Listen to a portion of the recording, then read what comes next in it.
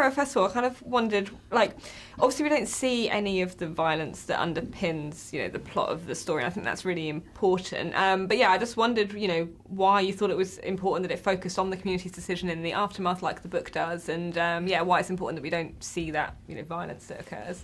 Yeah, I mean, I think that this film really doesn't dwell in the realm of the horror of what's happened to these women. It really takes on what a way forward might look like and how they're building together as a community and sitting with each other's experiences and trying to build a new world. And so to me, it felt like, besides the point to see the details of the horror that they've experienced, it's certainly part of the film in terms of what's discussed, but it didn't feel relevant or important to actually show the attacks. Mm-hmm. Yeah, definitely. And why do you think now is kind of the time to tell this story, to bring it to the screen? I think, it's the kind of thing that's always pertinent, but it feels kind of more so in the climate that we live in at the moment. Yeah, I mean, to me, the book by Miriam Toews, when I read it, felt very timeless and really essential, sadly, at any moment in history.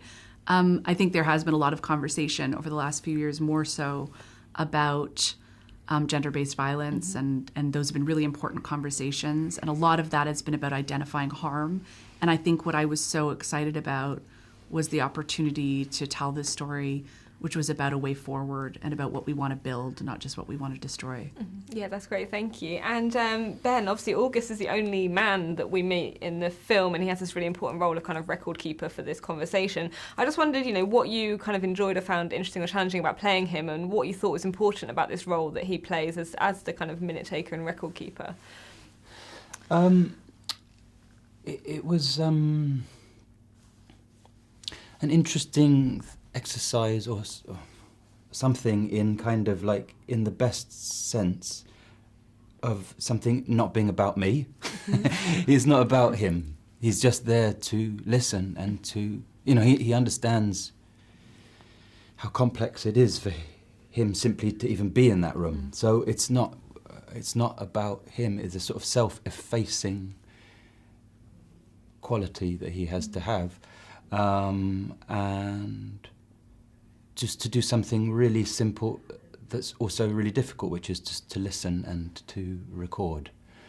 So that was what was interesting and difficult about the experience. Yeah, definitely, thank you. And how did you kind of approach playing him? I don't know, like, what kind of research you did, whether you were able to speak to people who've lived in that kind of community, or whether, like, how did you kind of get into him and learn about him? I read the book, Miriam's book, and I'd read other books by Miriam, which I love.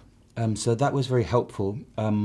Actually, some other books that she's written about her father were really interesting and useful to me.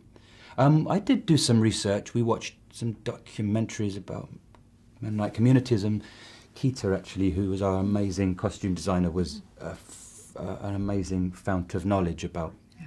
So there was lots of knowledge around, but there was a sense that we were also doing something that transcended, to some degree, the specifics of this community. So, I don't know. We did our research, and then we went with ourselves also. Yeah, that's really interesting. Thank you. And the final one is just for both of you. Obviously, we've got a really fantastic cast in this film, and I think these performances from all of the leading women are just incredible. And how was it for you both, obviously working with these people in kind of different ways, and the likes of Claire Foy and Jessie Buckley are just incredible. So how was it for you both?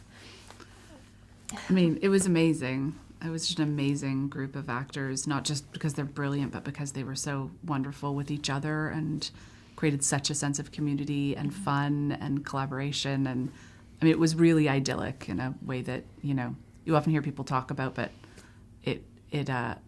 we really mean it. And just everyone from Kate and Liv to Sheila and Judith, who,